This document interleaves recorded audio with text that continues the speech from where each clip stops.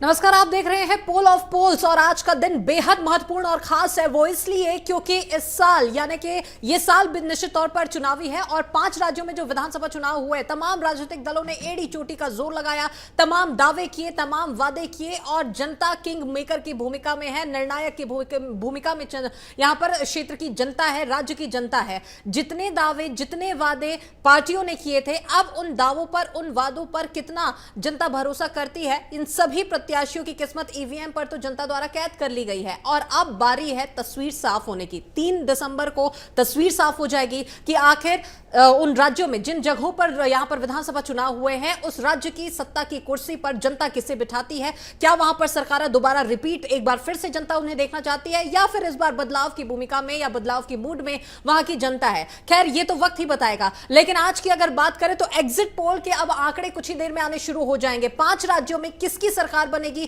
किसकी जीत होगी, किसकी हार होगी, जनता ने किस पर अपना भरोसा जताया है, थोड़ी ही देर में एग्जिट पोल के आंकड़े आने शुरू हो जाएंगे। और इसी के माध्यम से हम आप तक यह जानकारी साझा करेंगे कि छत्तीसगढ़ में क्या कुछ और कैसी स्थिति है। छत्तीसगढ़ की अगर बात करें तो 90 विधानसभा सीट यहां पर होते हैं और ऐसे में 2 चरणों में यहां पर चुनाव संपन्न हुए, 7 और 17 तारीख। 7 तारीख की अगर बात करें तो 7 तारीख को यहां 20 विधानसभा सीटों के लिए यहां पर वोट डाले गए, लोगों ने अपने मताधिकार का प्रयोग किया और उसके बाद बाकी बची 70 सीटों के लिए दूसरे चरण पर मतदान की प्रक्रिया यहां पर संपन्न हुई। वो तारीख थी 17 नवंबर और ठीक इसी तारीख को, इसी दिन को यानी कि 17 नवंबर को मध्य प्रदेश में भी चुनाव हुए, जहां पर कुल 230 विधानसभा सीटें हैं। 230 विधानसभा सीटों के लिए भी मध्य प्रदेश की जनता ने अपने मताधिकार का प्रयोग किया और वहां पर भी बढ़ चढ़कर हिस्सा लिया। हालांकि मतदान के समय अलग अलग जगहों से अलग अलग स्थिति भी निर्मित हुई। कई जगहों पर फायरिंग जैसी भी खबर निकलकर सामने आई, कई जगह पर लोगों का उत्साह भी बढ़ चढ़कर देखने को मिला। अब आज की अगर बात करें तो आज तेलंगाना में भी विधानसभा चुनाव यहां पर संपन्न हो चुके हैं और इसी के बाद से आज आखिरी चरण का जो चुनाव, एकमात्र राज्य तेलंगाना जो बचा हुआ था, अब वहां पर भी विधानसभा चुनाव हो चुके हैं। और अब चुनाव खत्म होने के बाद कुछ ही देर में अब एग्जिट पोल के आंकड़े आने यहां पर शुरू हो जाएंगे।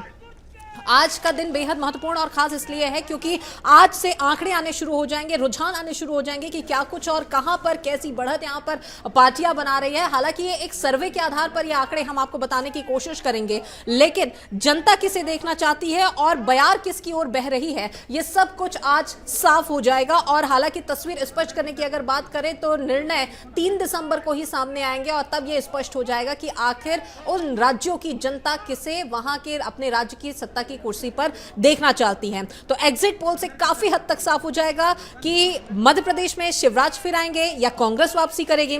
छत्तीसगढ़, राजस्थान में क्या कांग्रेस सरकार बचाने में कामयाब होगी, तेलंगाना में क्या इस बार कुछ बदलेगा और मिजोरम में सत्ता किसके पास जाएगी। ऐसे कई सवाल हैं जिसके जवाब अब आज लगभग मिलने शुरू हो जाएंगे।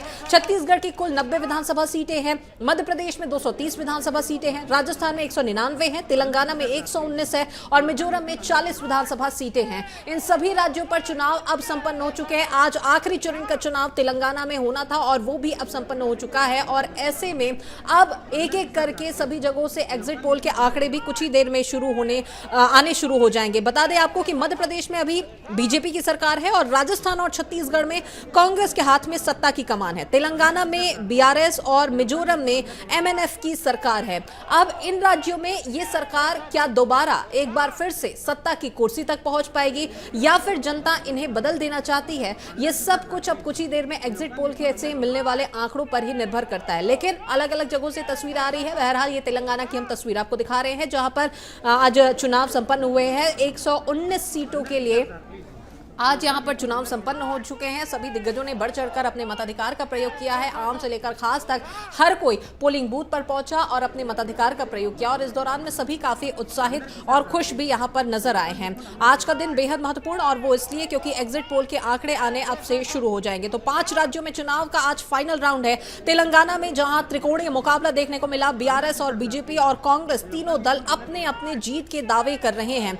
तेलंगाना चुनाव में आज दिग्गज नेताओं के साथ साथ तमाम बड़े स्टार्स ने वोट डाले हैं और वहीं की तस्वीर भी हम आपको दिखा रहे हैं। लगातार आप टीवी स्क्रीन पर देख पा रहे हैं तेलंगाना की ये तस्वीर, जहां पर आज चुनाव संपन्न हुए हैं और साथ ही इनमें अल्लू अर्जुन, जूनियर एनटीआर, विजय देवकोंडा, चिरंजीवी और वेंकटेश शामिल हैं। देश के 4 राज्यों मध्य प्रदेश, छत्तीसगढ़, राजस्थान और मिजोरम में पहले ही वोट डाले जा चुके हैं, यानी कि पहले यहां पर चुनाव हो चुके हैं और वहीं आज आखिर चरण का चुनाव तेलंगाना में संपन्न हो चुका है। 5 राज्यों में 3 दिसंबर को विधानसभा चुनाव के नतीजे आएंगे, लेकिन इससे पहले आज 30 नवंबर को 5 राज्यों के विधानसभा चुनाव के एग्जिट पोल के नतीजे आ जाएंगे। एग्जिट पोल से चुनाव नतीजों की एक तस्वीर पता चलती है और वहीं एग्जिट पोल के सबसे सटीक, सबसे तेज और सबसे विश्वसनीय माने जाते हैं और वहीं यही आंकड़े हम आपको एशियन न्यूज के माध्यम से भी दिखाएंगे।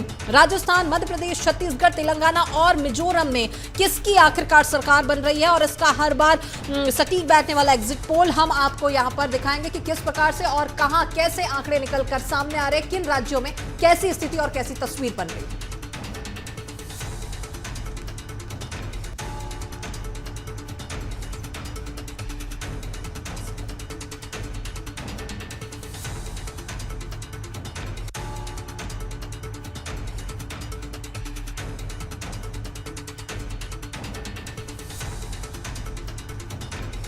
तो चलिए 5 राज्यों में किसकी सरकार बनेगी, ये तो तस्वीर हालांकि 3 दिसंबर को ही साफ होगी क्योंकि मतगणना यहां पर इस दिन होने वाली है, लेकिन उससे पहले एग्जिट पोल के आंकड़ों को लेकर हम लगातार चर्चा कर रहे हैं और इसी के लिए एशियन न्यूज ने भी तमाम तैयारियां कर रखी है। न्यूज रूम आपको सबसे पहले लिए चलते, जहां पर मेरे साथ में सहयोगी अमनदीप इस वक्त जुड़ चुके हैं सीधे। अमनदीप, आपसे जानना चाहेंगे, अलग अलग एक्सपर्ट्स आपके साथ में मौजूद हैं जिनके माध्यम से हम राजस्थान, तेलंगाना, मिजोरम और छत्तीसगढ़, मध्य प्रदेश की स्थिति जानेंगे। तो सबसे पहले तेलंगाना की ओर ही रुख कर लेते हैं और क्या लगता है एग्जिट पोल के बारे में सबसे पहले आपसे समझ लेते हैं और उसके बाद एक एक करके राज्यवार हम आपके माध्यम से जानकारी लेंगे। जी बिल्कुल प्रथा, देखिए 5 राज्यों में विधानसभा के चुनाव हुए थे। 3 दिसंबर को इंतजार तो सभी को है, लेकिन एग्जिट पोल के क्या कुछ आंकड़े हैं इसको लेकर भी लोगों की नजर लगातार टीवी पर बनी हुई है। तमाम लोग हैं न्यूज रूम में, उनसे बातचीत करने का प्रयास करेंगे कि इस बार छत्तीसगढ़, मध्य प्रदेश, मिजोरम, राजस्थान ये ऐसे राज्य हैं जहां पर हमेशा भाजपा और कांग्रेस के बीच जो है वो टक्कर देखने को मिलती है। एक राज्य है तेलंगाना जहां पर बीआरएस और कांग्रेस यहां पर ताल ठोकते नजर आ रहे हैं। न्यूज रूम में तमाम लोग हैं, तमाम एक्सपर्ट्स हैं हमारे, जिनसे हम जानने का प्रयास करेंगे अभी तक मध्य प्रदेश की स्थिति क्या कुछ है ये अब तक साफ नहीं हो पाई है, लेकिन छत्तीसगढ़ के बारे में जानने का प्रयास करेंगे। हमारे एक्सपर्ट्स हैं हमारे साथ। आपसे सर जानेंगे कि बस्तर जो कि सत्ता का प्रवेश द्वार कहा जाता है, 12 विधानसभा सीटें हैं, पहले चरण का मतदान यहाँ पर छत्तीसगढ़ में हुआ था, क्या कुछ स्थिति बस्तर में देखने को मिल रही है? बस्तर में जो एग्जिट पोल सामने आया है उसमें बीजेपी को 3 से 7, कांग्रेस को 5 से 9 और अन्य को 1 सीट मिलने का अनुमान है। बस्तर में खासकर सरगुजा एक बड़ा क्षेत्र है, 14 विधानसभा सीटें हैं। कांग्रेस और भाजपा लगातार ये दावे कर रही थी कि हम अधिकतर सीटें जीतेंगे। एग्जिट पोल में क्या कुछ नतीजे, क्या कुछ रुझान सामने निकल कर आ रहे हैं, किसे बढ़त मिलती दिखाई दे रही है? सरगुजा के 14 सीटों में बहुत कांटे की टक्कर है और जो भी एग्जिट पोल सामने आए हैं उसमें 5 से 9 सीटें बीजेपी भी जीत रही है, 5 से 9 सीटें कांग्रेस भी जीत, अन्य के खाते में 1 सीट जा रही है। जो पिछली बार 14 सीटों में से सारी की सारी सीटें कांग्रेस को गई थी, तो लेकिन इस बार ऐसा नहीं है, ये 50-50 का मामला इस समय हो गया है। दुर्ग संभाग भी बहुत महत्वपूर्ण भूमिका अपनी निभाता है। 6 मंत्री यहाँ पर से छत्तीसगढ़ सरकार में आते हैं। दुर्ग संभाग में वास्तविक स्थिति अगर 2018 के नतीजों को हम देखें तो कांग्रेस को यहाँ पर बढ़त मिली थी। एग्जिट पोल में क्या कुछ आंकड़े इस बार दुर्ग संभाग से सामने निकल कर आ रहे हैं?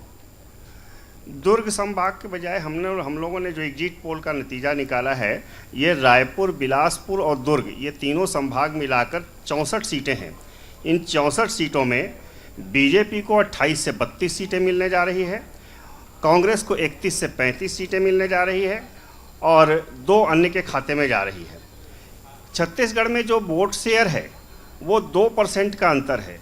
इस बार पिछले साल बीजेपी जो है 2018 में 39% वोट लेकर आई थी और कांग्रेस को 41% वोट थे, लेकिन इस बार इजाफा हुआ है दोनों की पार्टी को, लेकिन बीजेपी को ज़्यादा बढ़त मिली है। बीजेपी 41% पर आ गई है और 2% ज़्यादा 43% पर कांग्रेस को सीटें वोट मिले, वोट शेयर हुए हैं। तो कुल मिलाकर जो भी आंकड़ा है पूरे छत्तीसगढ़ का, वो अभी बीजेपी 36 से 48 सीटें जीत सकती है, जबकि कांग्रेस 41 से 53 सीटें होने का अनुमान है और अन्य के खाते में 4 सीटें जा सकती हैं। जी बिल्कुल। तो आप देख सकते हैं, बता सकते हैं आपको कि 90 विधानसभा सीटों में यहाँ पर जो बढ़त है वो कांग्रेस की दिख रही है। ज़्यादा सीटें एग्जिट पोल में कांग्रेस को मिलती यहाँ पर दिखाई दे रही हैं। 2018 के चुनाव की अगर बात करें तो कांग्रेस ने यहाँ पर 68 सीटें जीती थी और वोट शेयर भी कांग्रेस के पास ज़्यादा था। इस बार ये कयास लगाए जा रहे थे कि 2013 का जो विधानसभा चुनाव होगा, 2013 के विधानसभा चुनाव और 2023 के विधानसभा चुनाव में बेहद अंतर होने वाला है।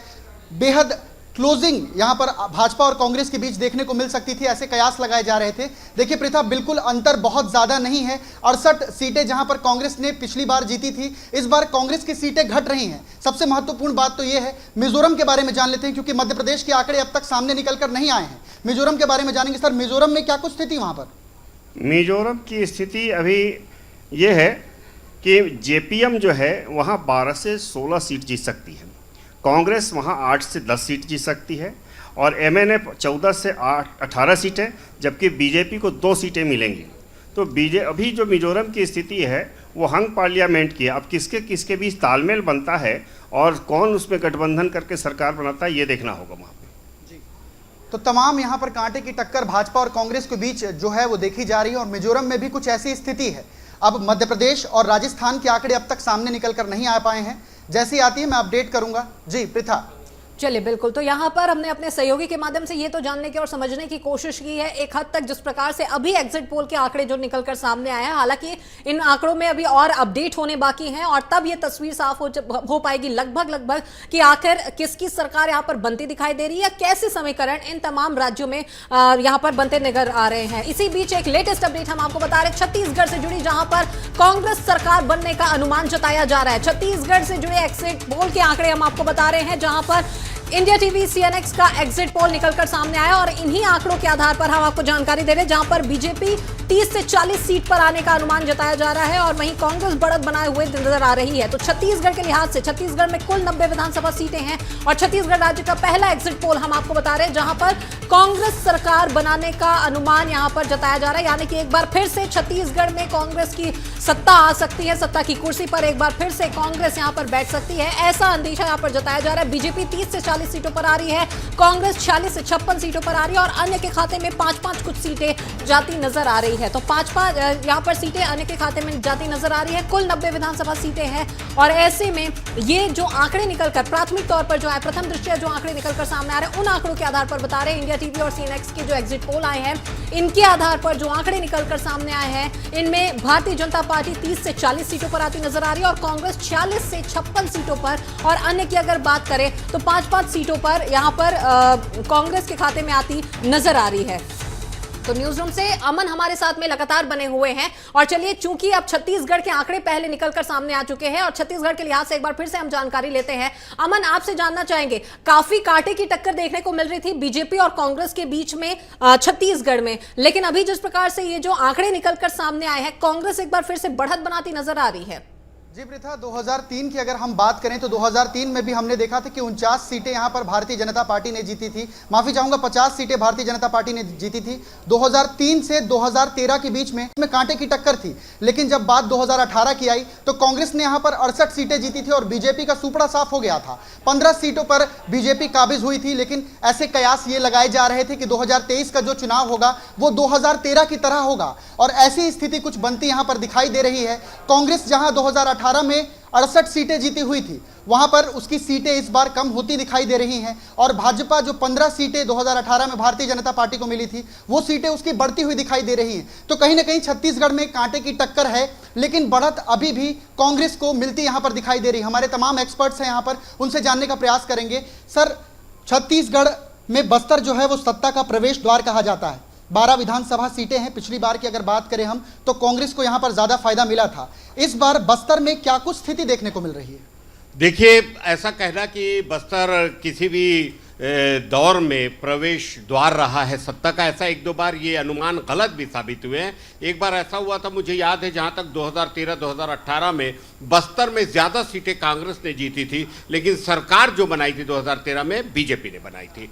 हाँ, पिछले बार ये कह सकते हैं हम कि 12 में से 11 सीटें कांग्रेस ने जीती थी और एकमात्र सीटें जो सीट थी वो बीजेपी ने जीती थी। दुर्भाग्य ये रहा कि नक्सली हमले में मौत के बाद बीजेपी की वो सीट भी दंतेवाड़ा वाली देवती कर्मा ने जीत ली। इसलिए कह सकते हैं कि जब 68 सीटें मिली थी तो बस्तर ने एक बहुत बड़ा सहारा 12 सीटों का और सरगुजा ने एक बहुत बड़ा सहारा ओल्ड सरगुजा संभाग ने 14 सीटों का कांग्रेस को दिया था। इस वजह से कांग्रेस ने बम्पर मेजॉरिटी के साथ 68 सीटें प्राप्त की थी। जहां तक 68 सीटों को प्राप्त करने का बात है, अगर हम इसके लिए उस क्षेत्रवार जाएं, ये देखें कि मैदानी इलाकों में भी कांग्रेस को बहुत अच्छी सीटें मिली थी और लोग कह रहे थे कि अगर मैदानी इलाकों में या किसानों ने कांग्रेस को साथ दिया है तो उसमें एक बहुत बड़ी वजह यह थी कि किसानों का कर्जा माफ, समर्थन मूल्य पे धान की खरीदी, बिजली बिल माफ, इस तरह के ऐसे कुछ लुभावने जो घोषणा पत्र के वायदे थे उन पे लोगों ने भरोसा किया और कांग्रेस को एक शानदार मेजॉरिटी दी। अभी ऐसा लगता है, पिछले चुनाव में भाजपा ये कहती थी कि रेवड़ी बांटने की बात कहती थी, लेकिन ऐसा लगता है कि उसने ये सबक लिया है कि आप भले कुछ भी बोले लेकिन ये रेवड़ी या छूट या लोगों को फायदे आपको डायरेक्ट देने होंगे और ये दिखने होंगे। इसलिए भाजपा ने भी इस बार अपने चुनावी घोषणा पत्र में प्रति एकड़ 21 क्विंटल धान खरीदने की बात कही है। वो एक वीडियो ये भी वायरल हो रहा था जहां अजय चंद्राकर ये बोल रहे थे कि प्रति एकड़ 17.5 क्विंटल से ज्यादा उपज होती ही नहीं है। तो ये एक विरोधाभास था। बहरहाल भाजपा ने 21 क्विंटल प्रति एकड़ और साथ ही साथ 3100 रुपये प्रति क्विंटल धान का समर्थन मूल्य देने की खुद भी बात कही। ये अलग बात है कि उसके 1 दिन या 2 दिन बाद चुनावी घोषणा पत्र में कांग्रेस ने अपना जो समर्थन मूल्य है वो 3200 रुपये कर दिया था।